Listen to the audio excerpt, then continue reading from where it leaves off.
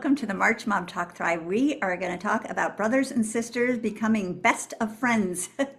I always go back to the Bible verse, how good and pleasing it is when brothers and sisters live together in unity. I can't remember the address of that, but that was one that my children memorized. So let that be the theme of this talk.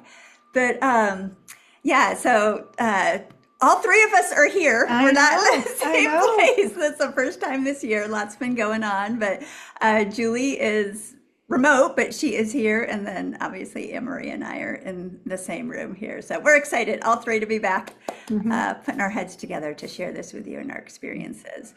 But I thought it was neat just this morning. I was talking with, for those of you who don't know, we've got 7 kids. 3 are now married. One of ours just got married 2 days ago. We have 2 that are post-high school doing various things, and then 2 that are still in the house, 16 and 13-year-old. And I was talking with a 16 and 13-year-old this morning, and we just got back from the wedding, was out of town. So I was just asking them, hey, what's a special memory? What's something from this weekend that just really meant a lot to you, something that you're going to carry with you from this weekend? And the 13-year-old instantly goes, I'll go first. And I said, okay, what was it? And he said, we were all together as a family, which I thought was just neat that was his special memory, because one of our daughters is at Wailea Mountain, Hawaii, so she flew in, and with several married, you don't always see them all the time, one in college. So he just loved that we were all together. We got an Airbnb together, which was really fun, so we all got to hang out together. Even the grandkids, Ellen, 2 kids were there, so that was fun. So that was his takeaway, and that just meant a lot to me, that he loved being with his brothers and sisters, and that meant the most to him. It was neat too. Then the 16-year-old said, I know mine. And he was one of the groomsmen. All the brothers, brother-in-law, and then 3 of Logan's friends from college were the groomsmen. And so they had a full day where they played golf and watched basketball together. And they all prayed over Logan and all shared, character quality about Logan that they loved. And so Micah said, I loved seeing that. I loved seeing Logan's friends and the encouragement and how life-giving they were, and how they prayed over Logan and told Logan, what they loved about him and various character qualities. And he says, I loved that all my brothers were there and we got to do that together. So I thought that was really neat, that he saw that Logan has chosen good friends that are a type of brotherhood to him, and that Micah also valued that his brothers were there and they all got to do that together. So I thought that was kind of to give you guys who have littles, just kind of a vision. And then we can talk, Julie Keating can talk the same thing. Her kids, 5 adult kids, have great relationships together. But it didn't happen by accident. It took a lot of hard work. We had a lot of ups and downs. There were days where I thought they may never speak to each other as adults based on how they spoke to each other as kids. So want to encourage you to hang in there. Want to share with you just some principles, some things from God's Word, some things to keep in mind as you make choices about what you do. This morning, the Lord brought to my mind Matthew 6:21, and it's the verse that says, where your treasure is, there your heart will be. And I thought, what we treasure, what we value, our heart follows.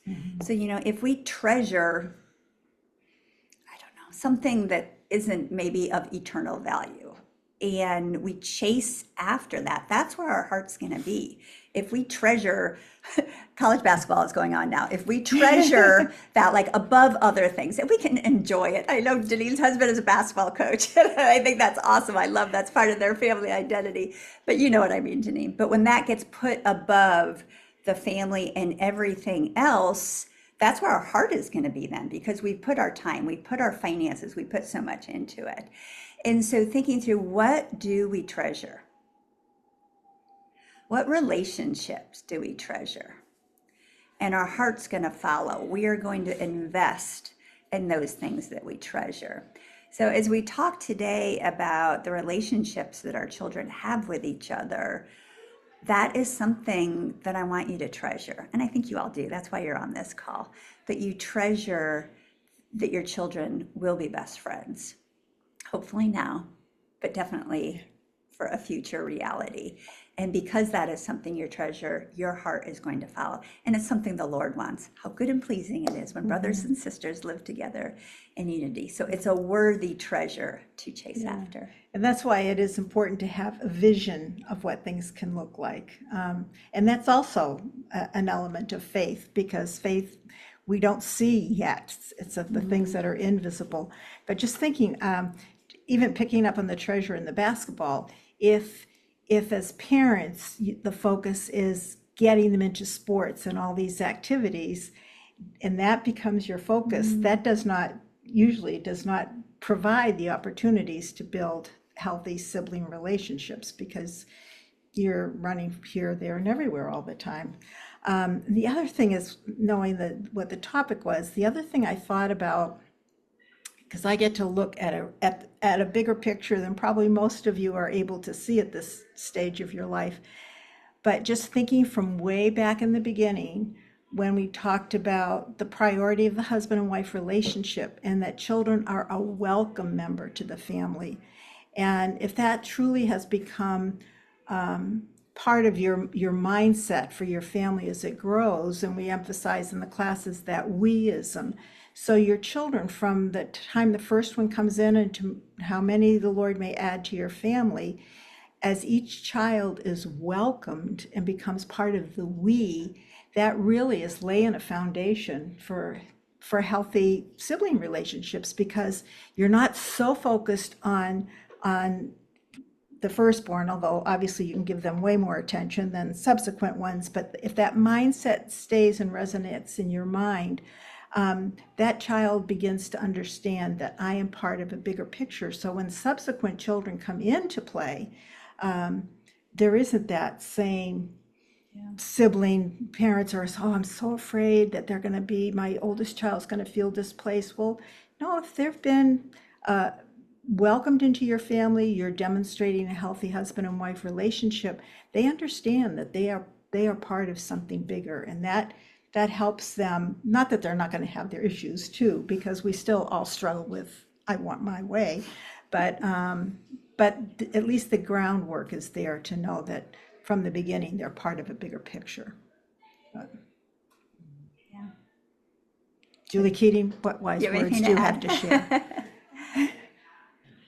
Um, well, I didn't know if we were following like the outline I was going to add on Well, to share, I Well, know but we kind of are. We're kind of in the opening okay. vision area. Yeah, So. the opening yeah, that's what I was thinking. But I'll just add, because you were talking about children being a welcome member to the family, and I think Julie, I love what you shared about seeing our children. One of the greatest joys is seeing them enjoy each other, and because it does take a lot of work. And I think I'll even add to that now is when they initiate with each other without even me. It's just such a beautiful thing. And so it does take a lot of intention. I just wanted to mention though, and I don't know if this is the right spot, of when a child is added to the family, how important it is to, I think as parents, some children are easier than others, and how there's enough love to go around, like you're saying to Anne Marie. There's enough love for every single person in our family, and how we as parents to be careful not to, just because one might be easier, one might be more obedient, one might, you might connect with this one a little bit differently, how, just to guard against that whole favoritism. And how we know in there's so many scriptures in the Bible, and I did not print them off, but about the cautions of that. And so we as parents, seeing each child as a masterpiece, as a unique child of God. And we're going to talk about identity a little bit, but I just thought I'd mention that, just because I think it's just normal that some of us, different seasons, some children are a little bit easier. Here. It's not that the love is different. They're just a little bit easier sometimes at different seasons. And so one child might interpret that as, oh, they're the favorite. Yes. And we would never want to communicate that. And what Julie and I have shared on these Mom Talk Thrives, I always joke, if Catherine's sitting right here, I'm like, yes, Catherine is my favorite. If Henry's here, it's Henry is my favorite, because they're all my favorites. And and they all are, and in different ways, so it's sweet. So true. Yeah, and I'll even say, you're my favorite second born. You're my favorite Mm. fifth born, or something like that. And I may have shared on here before, there was one year for Valentine's where Rich and I write each of the kids a note, and I put on there, to my favorite child. And then I wrote, like every single kid, I wrote to my favorite child.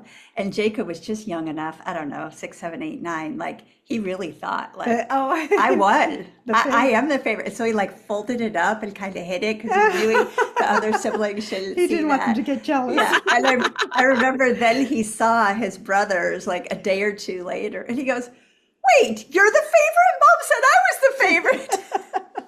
I said, "Jacob, you're all my favorite." I wrote that on Yes, I everybody, love and that. the Yes. older kids knew that, but And, Yeah. and honestly, that's the desire of my heart as a mom, is for each one of my children to feel like their favorite. Mhm. yeah, And so I think it's a good check for me of, am I treating them all the same? Am I communicating that level of unconditional love to each one of them? And so they'll even joke about who is the favorite in the family, but I listen, and maybe why they would say those things, but and we kind of do it with some humor. But that is my desire as a mom, is for them to feel that same level of depth of love that each one of them feels. So yeah. You know, that's been a good check for me. It's been a good check for me. yeah. And it's interesting now having some adult children and some children who are not yet adults. And my relationship is different with my adult children. We've now entered into that transition into the friendship phase.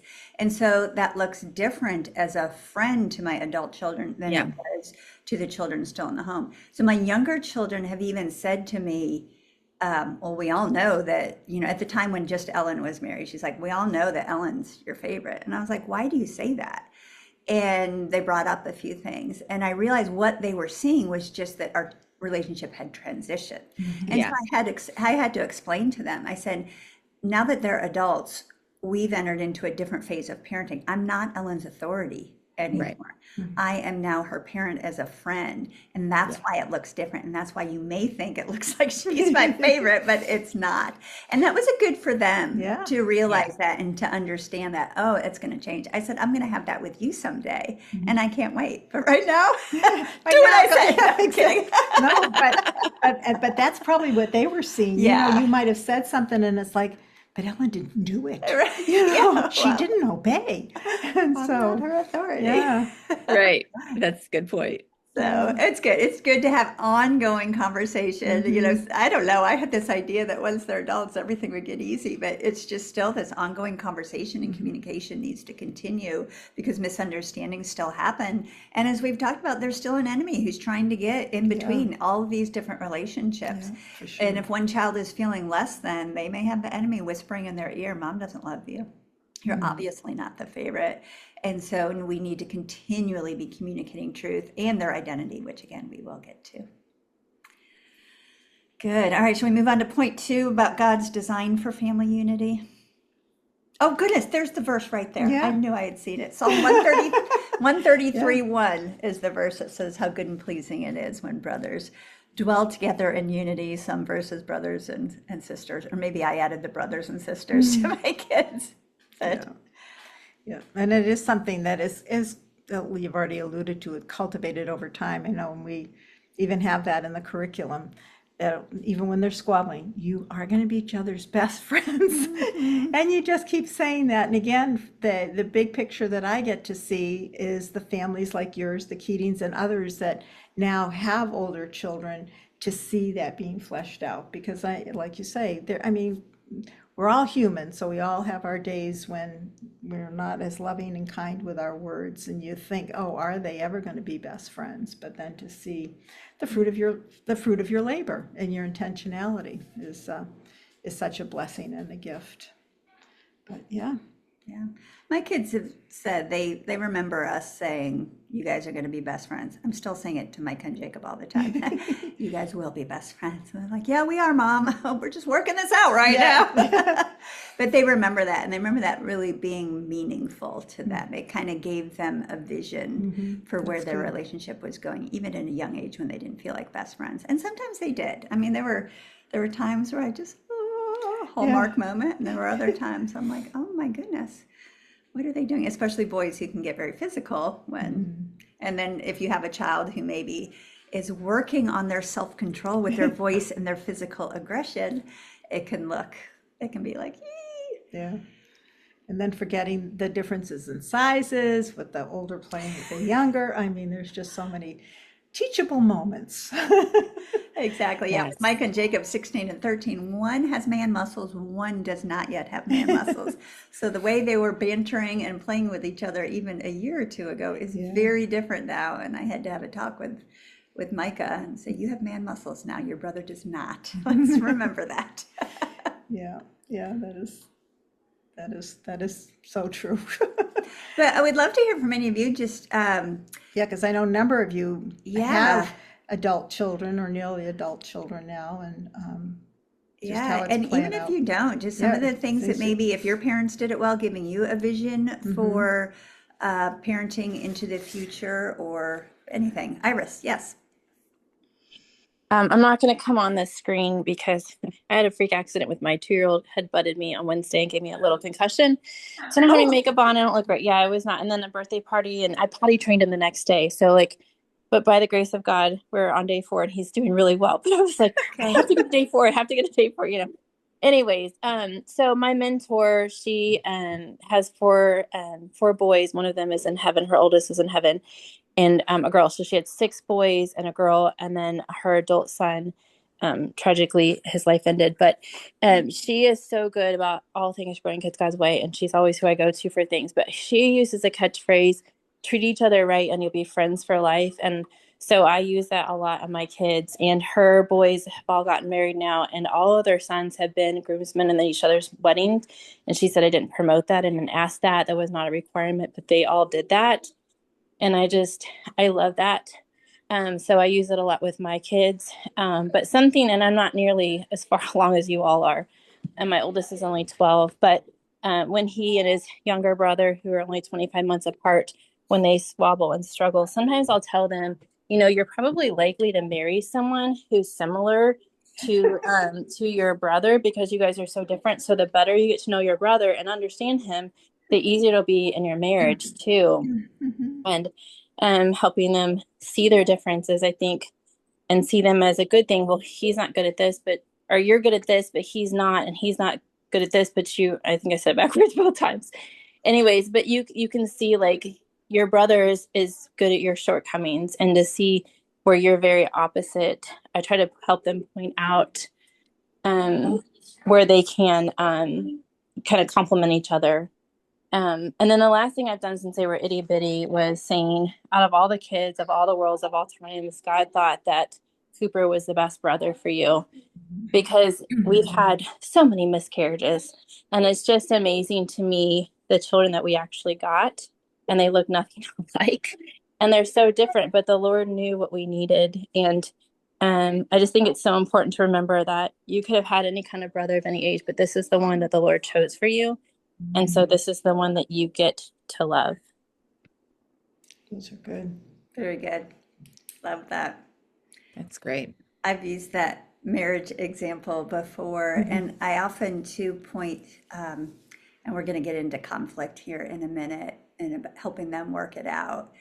But just even talking about the words that they say to each other, and sometimes it can get a little intense. I'd be like, how would you like it if I use those words on dad? Like, wouldn't that make you uncomfortable? And it makes me really sad to hear you using those words on your brother. We'll get into conflict in a minute, jumping ahead. But yeah, even looking ahead to the spouse, and I'll say something about, aren't you glad you have a brother or sister as practice for someday when you get That's married? right. They're like, what? It That's seems so right. far away to them. But giving them a vision, I think anytime we can give them a vision for the why of what we're doing now and how it's going to pay off in the future, even if, marriage seems light years away to a 10-year-old, but even just starting to talk like that. And again, giving them a vision for their future. There are a lot of kids that we talk to that just barely think about tomorrow. And that's tough. Yeah. It's tough when they're just living for today, just living for what feels good right now, and not making decisions based on how it will affect their life next week, next month, next year, 20 years down the road. Yeah. And even in knowing how to deal with anyone that's going to come into their life, an employer, employees, people that they work with. Even when they get into, even if you're homeschooling, they're still going to interact with other people that are different than them.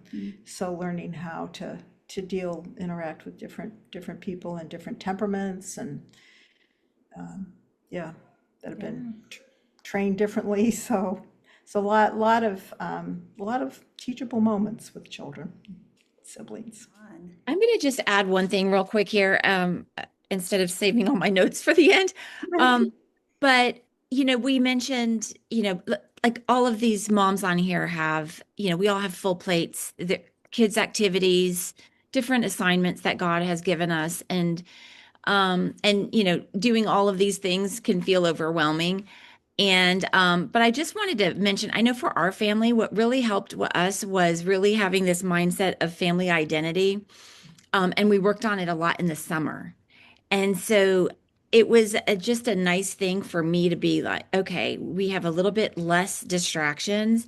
We have more time at home and concentrated together.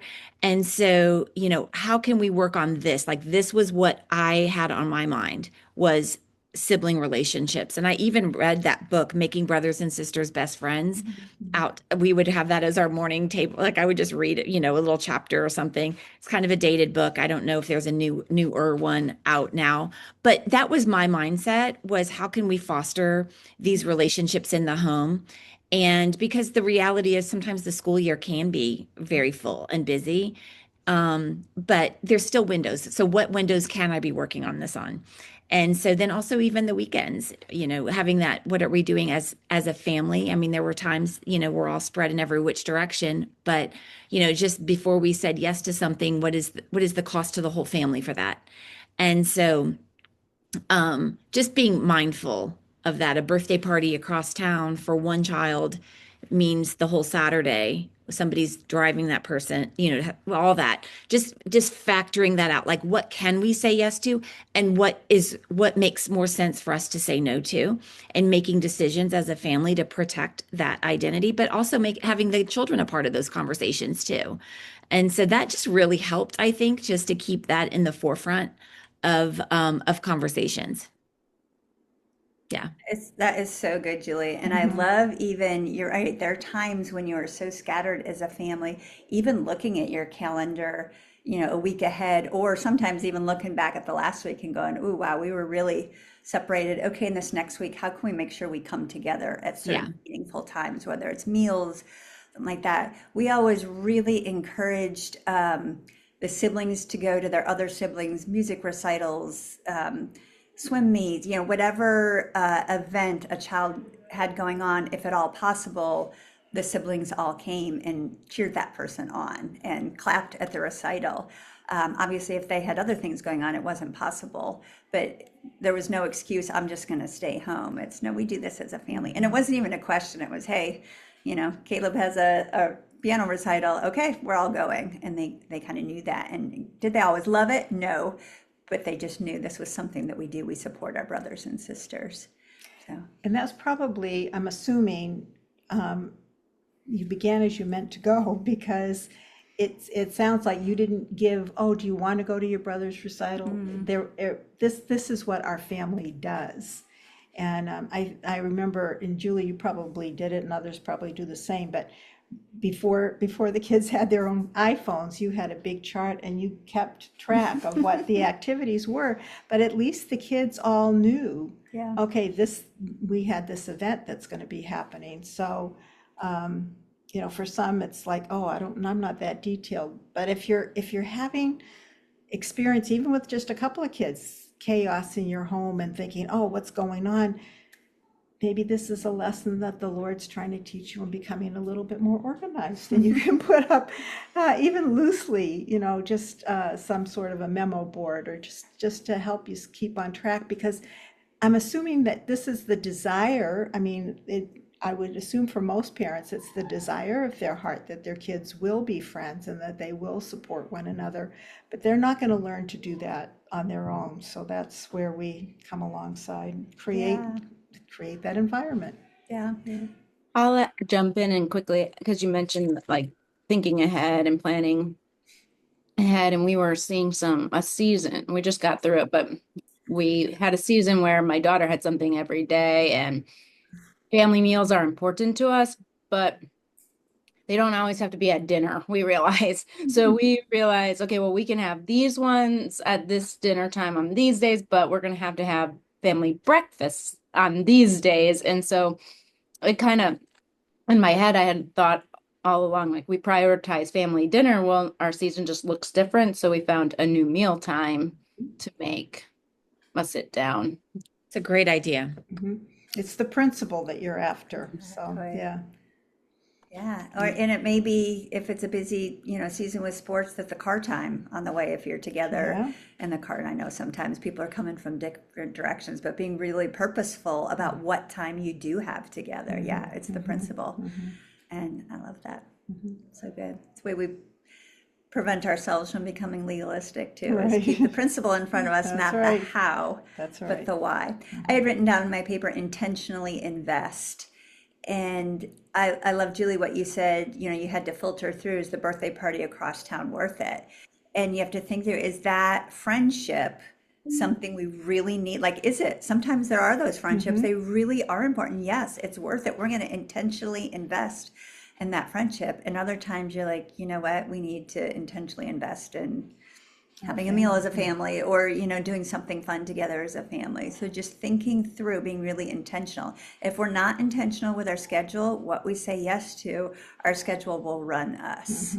And it isn't always intentional then, and then our treasure gets scattered everywhere, our heart gets scattered everywhere. All right, well, let's talk about conflict. Since unfortunately it does happen. Always happens. There will be arguments, there will be hurt feelings. We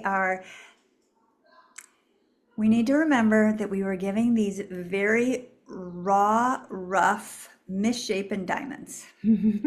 And the Lord gives us a finite amount of time where we can, with His power, His strength, and His wisdom, we can help to polish them. They're not going to be a perfectly cut, polished diamond by the time they leave our home, but we can do a lot. And what I mean is shaping their character and pointing them towards Christ and encouraging Christ-like behavior in them and teaching them, because they're not going to know on their own. And so children are not born knowing how to manage conflict, know how to deal with conflict. A 2-year-old basically knows me, myself, and I as their primary words. And so when a sibling or anyone comes along and challenges the me, myself, and I, they want to say differently. And it's not always in a kind, that hurt my feelings. And so we need to give them the language. And I know through real life, the toddler classes, a lot of the discussion is how to do that, how to train them, how to teach them, how to apologize, how to listen, how to forgive, how to ask to forgive. And that's part of relationship training. We model that. So we model that in our relationships with, even as a adult, I have parents. I model that with how I treat my parents when there's conflict. I model it in my relationship with my friends, with my husband. And so children are watching, and then we need to teach them. And teach them the why too, as well. And some of these things are going to be, depending on their age, you're going to revisit and teach again. Multiple times a day. Yes. So, And that's the Galatians 6:9. Do not Yeah, grow grow weary weary. in doing good, for at the proper time you will reap a harvest. It's going to take a lot of training, and it's exhausting, but keep on keeping on, because it is so important. And then one day you will hear, that hurt my feelings when you did that. Will you please not do it? Oh, I'm sorry. Will you forgive me? Yes, I forgive you. And you're like, ah! But it takes You a rejoice. lot of work, and you may not hear it. Maybe it's, when they're older in a different room. But yeah, they will get there. That's what I was going to say on that. But Do we have anybody with young children on here? yeah, I think- Looks like Gabby might, Yeah. with her picture. Anne has the little one. Yeah, it looks like it. Can I pipe in oh, hey, Ann. She's in the car. oh, you're in the car. Oh, be careful. Hi, hi. I'm in the car. Yeah, Sorry. good to see you, Anne. Um, Hey. Good to see you. I am dropping off something. And so anyway, this is so great. I have a 13-year-old girl, a 12-year-old girl, and an 8-year-old girl.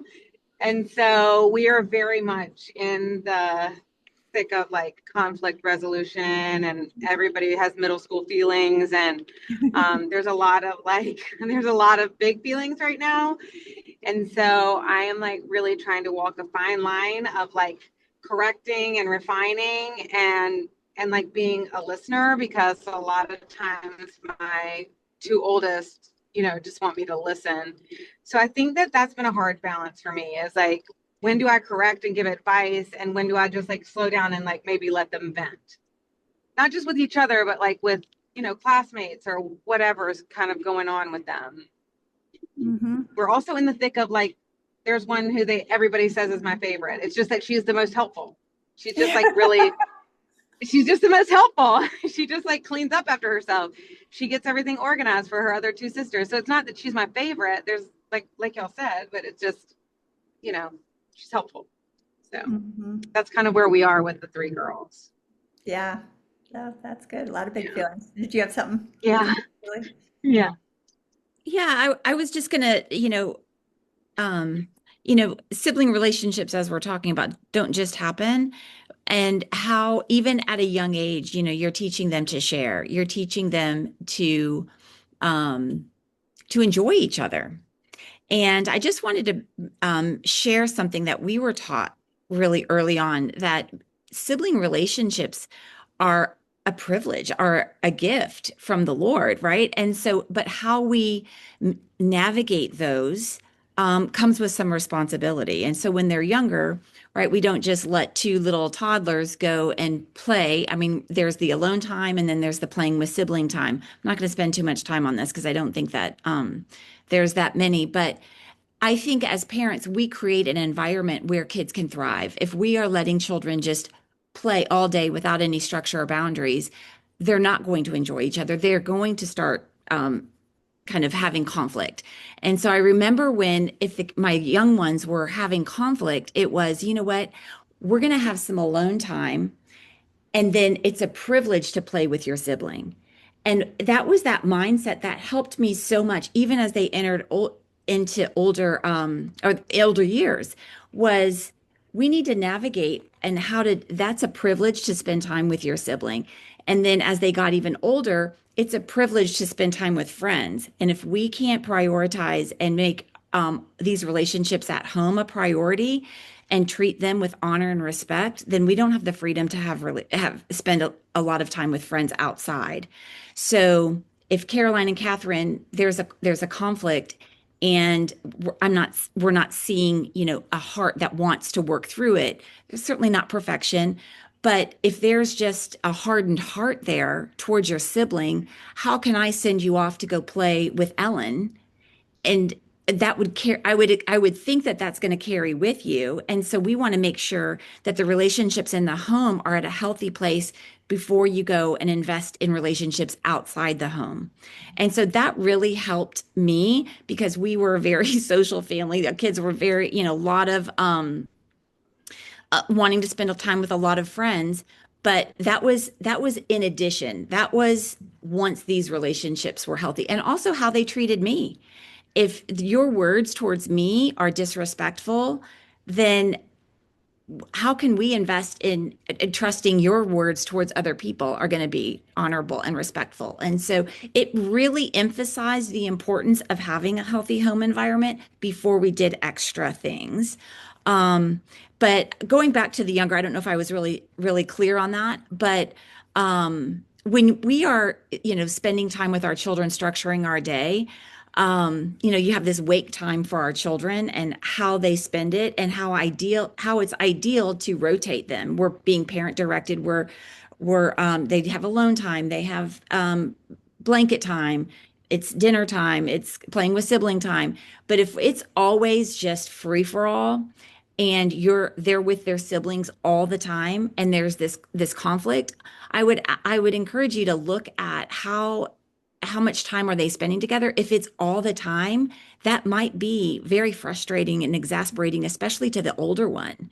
So if you have the one that likes to make the blocks and the one that likes to tear it down constantly together, that's not going to really foster an environment of, oh, I love my brother, right? They see him as a terror, right?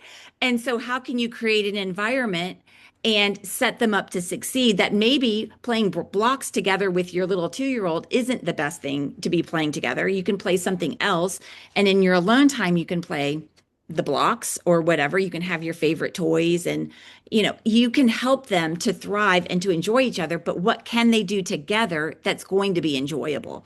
That's where we as parents we're positioned in that place to help our kids to walk in love, walk in unity, and ask the Lord, help me to have the eyes to see where we can avoid some of these things too, so that our kids are set up to really thrive in their relationship. Um, Anything, was that clear? I have a Oh, yeah, couple very. minutes. Okay. One other thing, Anne, you mentioned with all the emotions and all the words and all the stuff that comes out. And I was thinking that there were boundaries in words that could be spoken, boundaries in how we express our emotion. And because even though you might feel such high emotion, high anger, high frustration, it's how do we have self-control in communicating that? So there's boundaries in it. It's like, how do you not, I don't even want to say fight smart, but like really, like how do you even communicate in your frustration with boundaries? Because words do matter.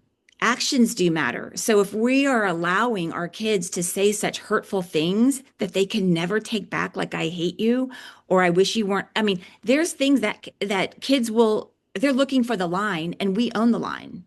And so there's things that we're going to allow, but then there's things that are absolute. We do not speak like that in our home.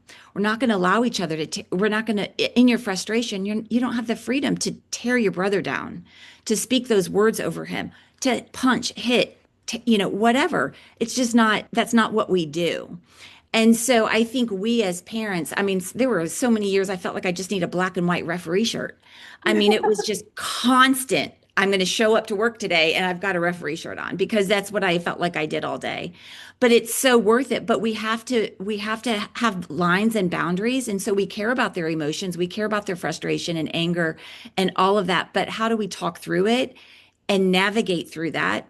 And also not helping them to pull them out, so your feelings and emotions are real, you can identify them, but not staying there and wallowing in them. Let's help you get to a place of health in those.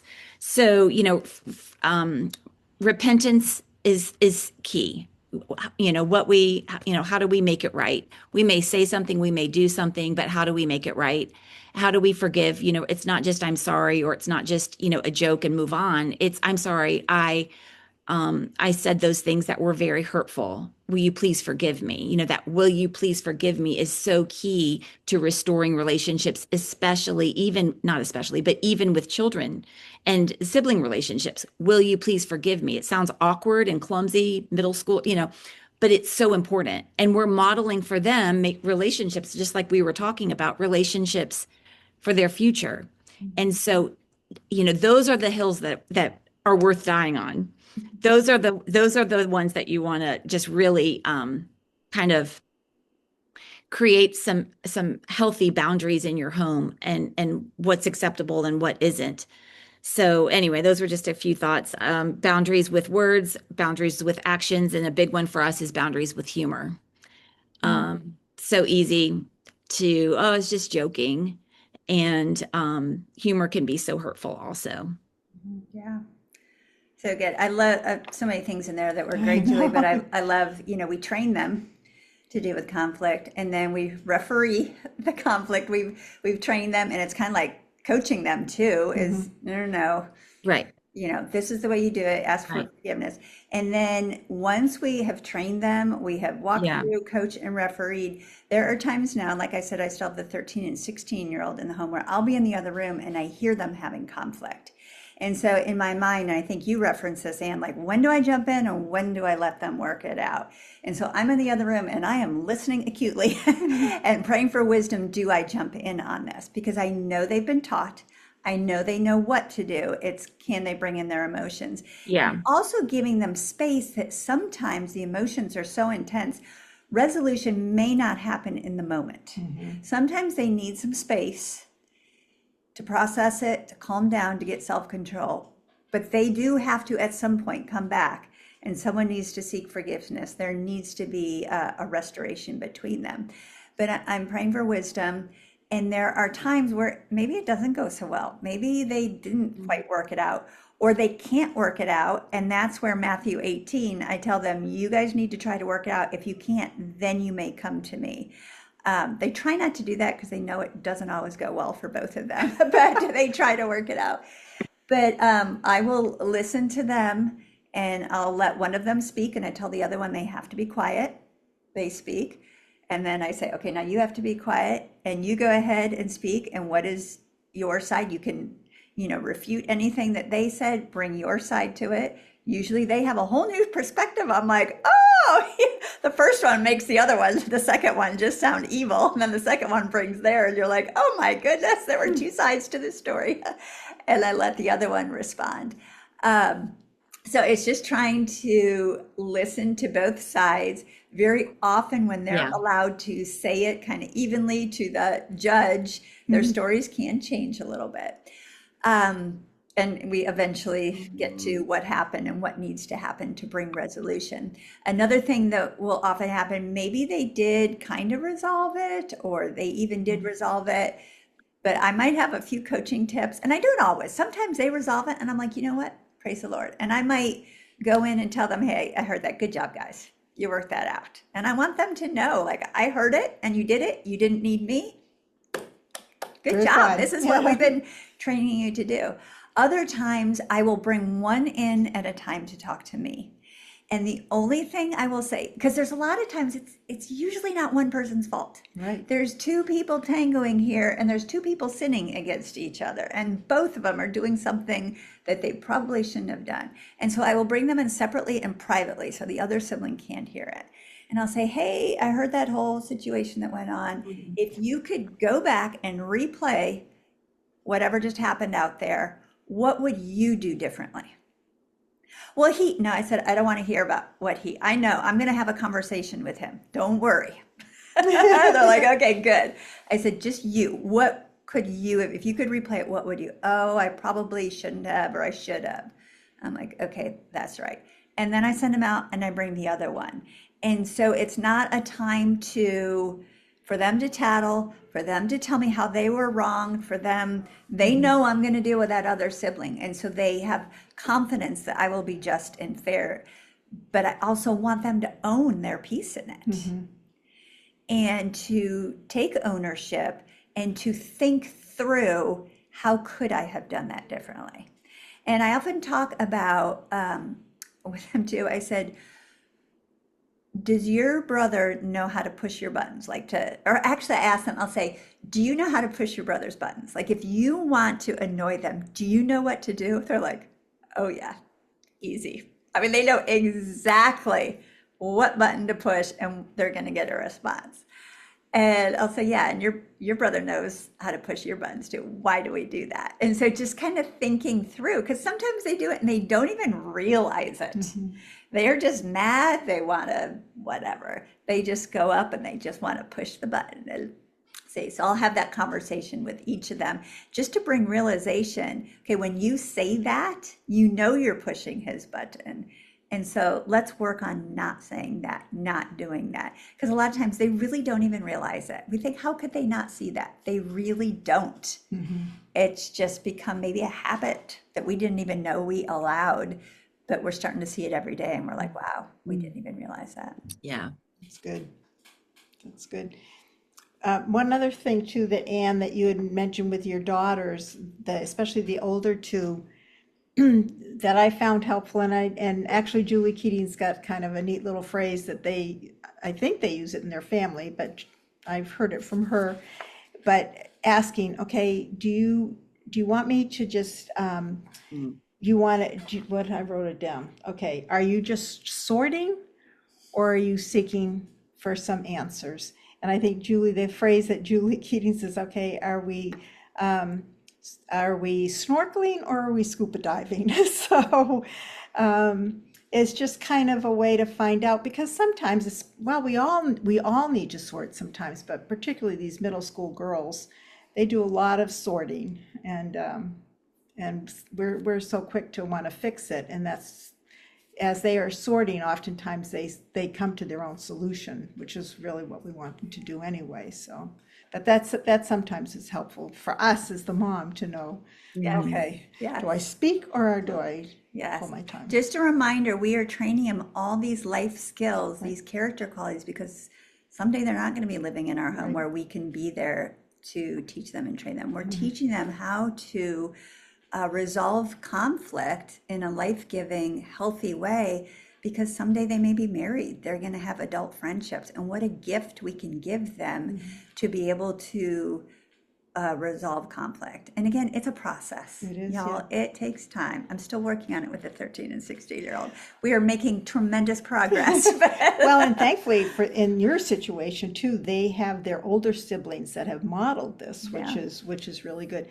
And the other reality is too, some of you maybe were blessed to grow up into a home where this was modeled for you and your parents taught you, but probably for most people, this was not modeled for us. And so we are learning as we're trying to teach our children. So be patient with yourself, and definitely be patient with your kids as well. Yeah. Well, we're on page 2 Can and I we've just- got like 6 pages. So yeah. I know, and I know. I wanted to just. It is going to go into the next one. Did we already do the identity one? No, we haven't gotten there yet. We have a whole part 2 that's practical ways to encourage sibling Well, that might have to friendships. be the next. That might be in Talk. April. Yeah. Did you have something, Julie, you wanted to? Well, it goes right into this whole thing about, speak, identity, practical ways to encourage your siblings is speak identity. Tell them often that friends will come and go, but your brother and sister will be in your life forever. You're meant to be, which we already kind of alluded to, but I wanted to springboard off of something that Iris said. And I love that you were helping them to understand the differences in the way that God made all of us and how God uniquely handcrafted each one of us. And I think that's so important for them to understand how God made them and how God made their siblings. And so using that temperament, there's so many different tools out there. But that language in middle school is so helpful because it helps them to understand the unique way that God made them. And then they can really walk in confidence in that. And I think when you walk in confidence, it kind of leaves less room for comparison and jealousy and less than and all of that when you know how God made you. But I think also when we understand how we're made, we realize that not everybody's made just like us. And so when they understand the way that their siblings are made, their strengths and their weaknesses, I feel like when we had those open conversations in our house about strengths and weaknesses and the different temperaments, our kids had more grace towards each other. And I've shared so many times the story of Catherine and Caroline. You have strong, big personality, and then a quieter, more gentle spirit in middle school together. One has all the friends, the other is just wanting to be included. And so just kind of following in that shadow and navigating that. And saying that they were best friends, they didn't really grasp that, to be honest. We could say it all we wanted, but, we had to work through it and just really helping them to see each other as the way that God made them. And that took effort. It took prayer. It took, a lot of prayer. But we did get the breakthrough. I think the biggest breakthrough was when they understood the strengths and weaknesses of themselves and the strengths and weaknesses of of the sibling. And then they could look through the lens with grace. And it was a huge, huge breakthrough in that relationship. And so I do think that's so important to understand that not everybody's made like us. And it's a really good thing the sooner they learn that. Yeah. Right. You Yeah. want to tell them what I'm typing? Yeah, Julie's posting in the notes. It's interesting you brought that up, but Susan Alexander Yates, I get her blog, and so she had a great one on helping your kids understand strengths and weaknesses. go. So she put it in the notes, and it's worth looking up. It's not horrendously long, but she's very practical, and I think that it ties right into that of how important that is. Yeah. Yeah. And just to close, we just have a couple more minutes here. Our last point was about the surprising power of siblings, and we've alluded to that. But again, to give you vision of where you're going is that children, especially as they go older, will often hear truths from their siblings that they may resist hearing from their parents. And an advice from a brother or sister can carry a different weight. And I had another example just today. Lord drops all these examples on the day that I'm going to be talking about this. But, Ellen is married, has been for 5 years, and Rebecca has just started in a dating relationship. And Rebecca was just sharing with me how she was talking with Ellen. They had a car ride together, with all the various wedding activities.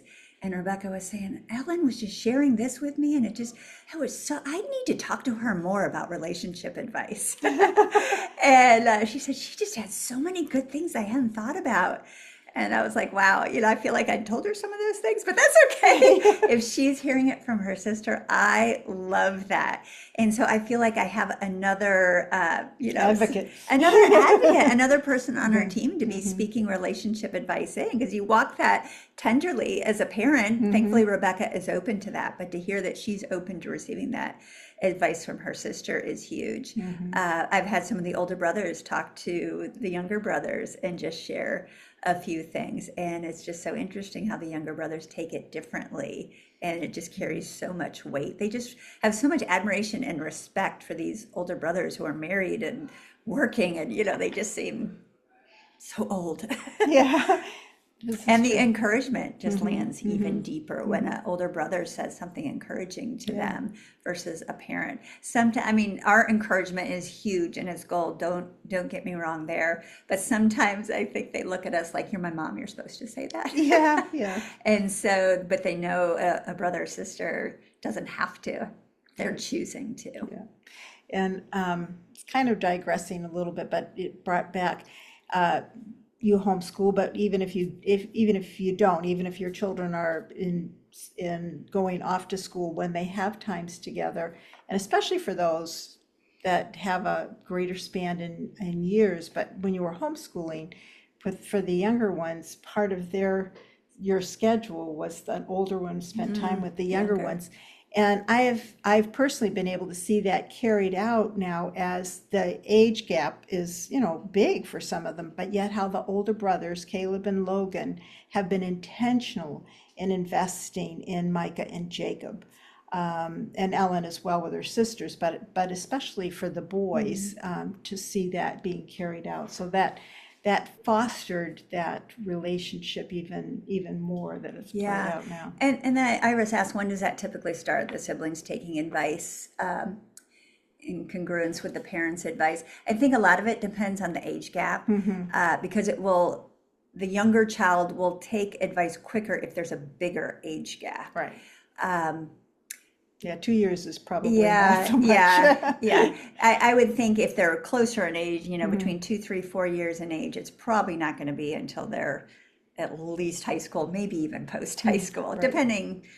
There may be instances, but if you have a grade school child and another child who's 7, 8, 9 years older, Yeah, they may there. and I've seen that with Donald and Henry too over the years of how Donald's been able to speak into Henry's life.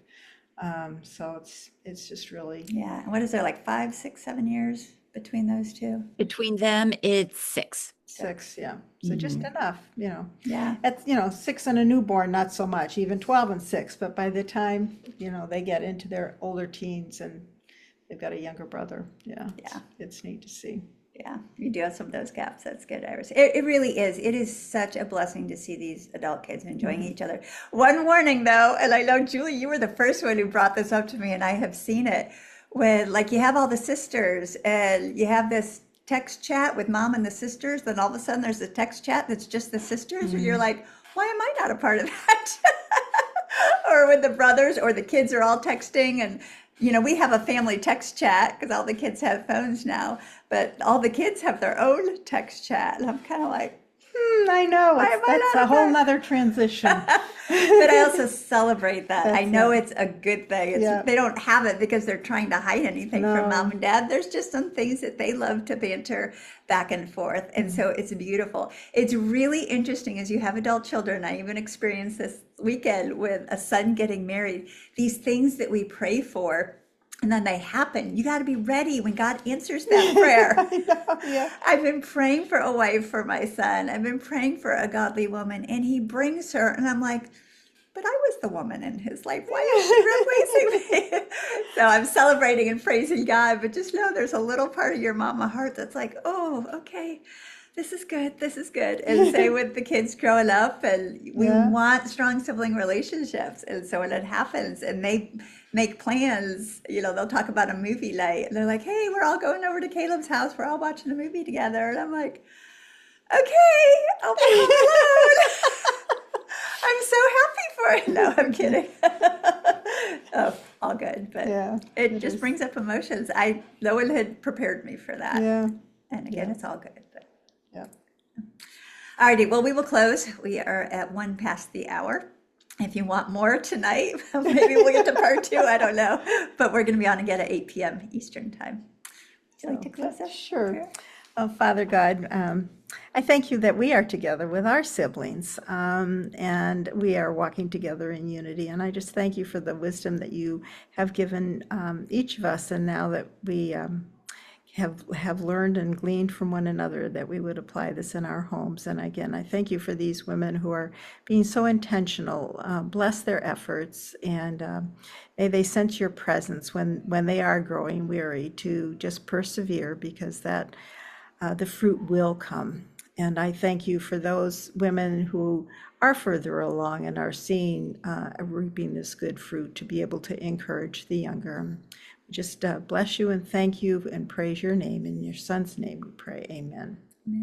We hope you enjoyed this video. Please like and subscribe to see more, and check out the growingfamilies.life website to find more resources and to get connected.